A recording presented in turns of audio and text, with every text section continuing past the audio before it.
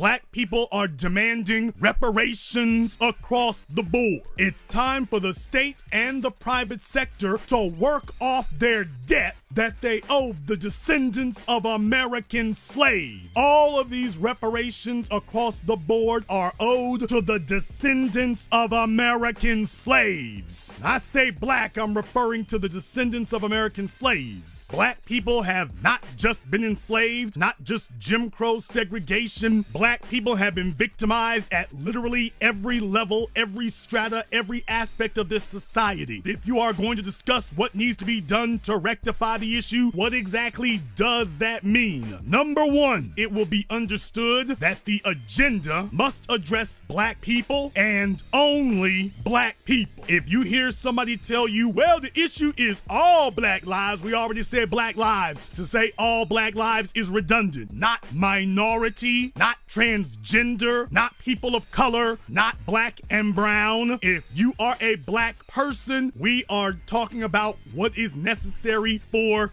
you. When it's time to discuss the allocation of resources to rectify and remedy the problem, they start off by using our name and then divert the resources intended to help us into helping everyone except us. No more bait and switch language. Number two, black society's top priority is economic empowerment. The wealth of America and the Western world was built first and foremost on exploiting black labor through slavery and later using institutionalized racism, which still exists, to trap black people into being a perpetual labor, consumer, and prison class of citizen. The only solution is for black people to have full control of our own economic infrastructure and destiny. And the metric by which we're measuring it in dollars. If we as a group universally got more dollars, then we're moving in the right direction. The black economy and black economic infrastructure needs to be controlled by us. And if we are not making more money, if we are not holders of capital, if we are not able to finance these things at an unlimited, global, and universal level, then the system is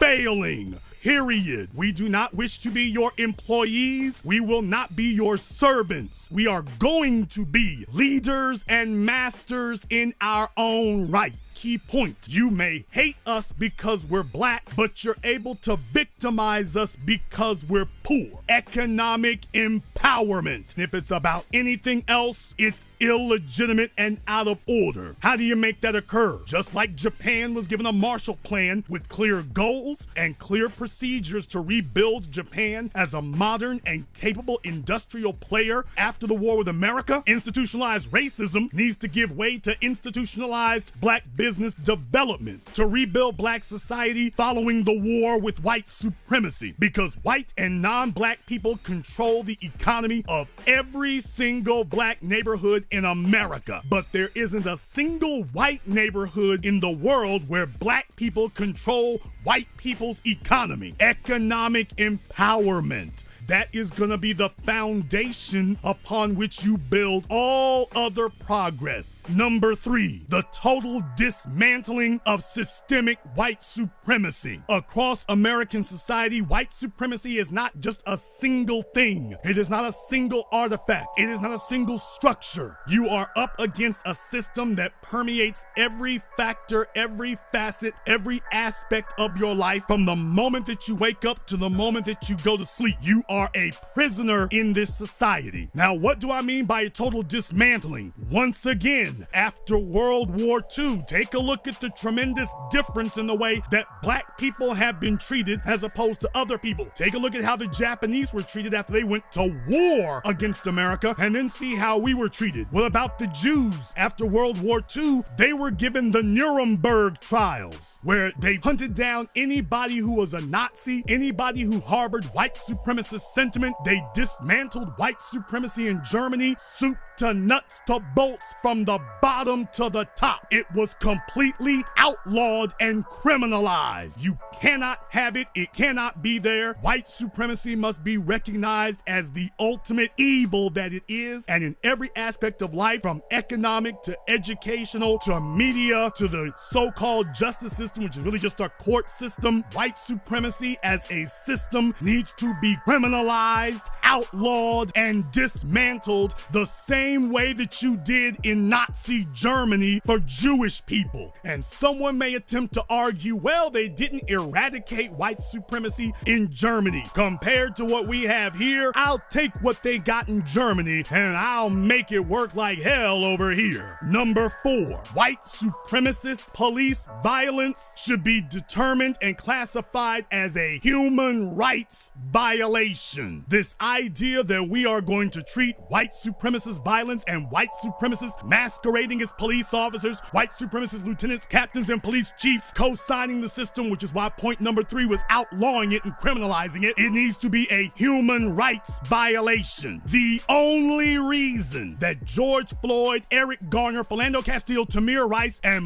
most black victims of police violence stand still while they are executed by police is because the cop has a gun drawn on them. That is a human rights violation. When someone who is supposed to be representing the government abuses that authority and commits murder or assault, that is a human rights violation because you are taking advantage of people who are submitting to the law, and then you're condoning somebody violating their human rights because the law is supposed to first and foremost defend our human rights, not defend someone's profession. And we need to stop pretending that this daily parade of never-ending slaughters and shootings of unarmed black people is some type of weird fluke of mathematics and call it for what it is: the wholesale takeover of American so-called law enforcement by violent white supremacists masquerading as police officers. Talk of police reform is a con job. You cannot reform a white supremacist. Next, schools can no longer be weaponized against black children.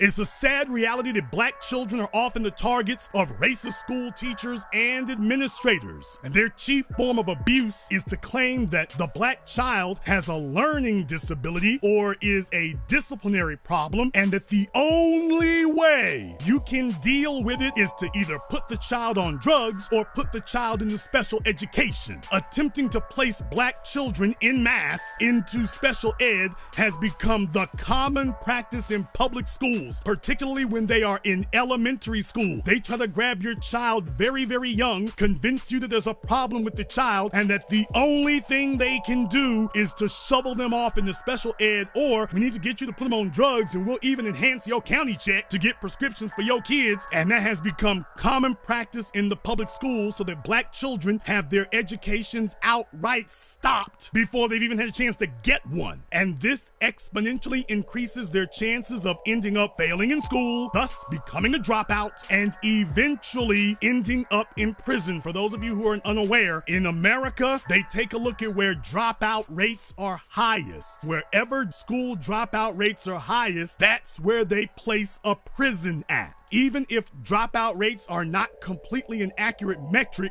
that's the one that they're using. They don't try to fix the dropout situation because the dropout situation is engineered. And now that you have prisons for profit, they need to make sure that they keep stocking the prisons with a fresh stock of inmates. And black people and black children have been chosen as the designated livestock. Next step, the removal of the symbols of institutionalized racism on public grounds. The country of Germany, since World War II, has been able to do quite well to build a rich culture for themselves and teach their children about World War II without having statues of the Nazis decorating their national public facilities. But in America, our Nazis and war criminals are on the steps of the courthouses, in the town squares, and in street corners across America. A black person shouldn't have to look at a statue of Robert E. Lee or Stonewall Jackson when he enters a courthouse. That is a sure sign that he'll get no justice in there. Next, the reconstitution of the American economic order across the board. Lately, they've been talking about 20%, and that alone would be a good thing if you make it mandatory. These entities have to do at least 20% of their business with black businesses. Companies in America today receive public assistance in the form of tax tax breaks and even tax credits, as well as free infrastructure upgrades to make it easier for them to do business. Whenever they build a Walmart, they redo the whole damn intersection. They'll never do that for your business, but for Walmart, they rebuild whole intersections. They put up new traffic lights. Millions of dollars of your black tax dollars are put to work for white corporations, but when you show up, they tell you, oh no, we can't just give you nothing. You need to require corporations that if they want to do business in your city, as part of the requirement to get their business license, at least 20% of their contracts must go to black businesses that are either purely black sole proprietorships or corporations that are 75% black owned. As a condition of being able to do business in your city and in your state, we ain't gonna have no $5 Negroes, and you're not gonna have any white front groups say, well, hey, we'll just go find us a token Negro who doesn't actually own anything, and we'll use him as our front person to get these contracts. And this should be a condition of getting a business license to do business in that city or that state. If you all were not aware, in California now, most of these big corporations, it's the law. You have to have a certain number of women on your corporate boards in California. And I think it's actually percentage-wise, depending on how many men you got, in order to remain incorporated. That is the law today. You do understand that those are going to be white women, right? Since you've demonstrated that that's the way we rollin'. In order to get your business license in California, New York, Texas, Florida, Louisiana, or anywhere else, you need to have 20% of your contracts going to black businesses. And there's an essential reason why this is important. When smaller or mid-sized businesses have a stable contract with a major company, this enables those smaller businesses to start making long-term plans. They can start projecting revenues.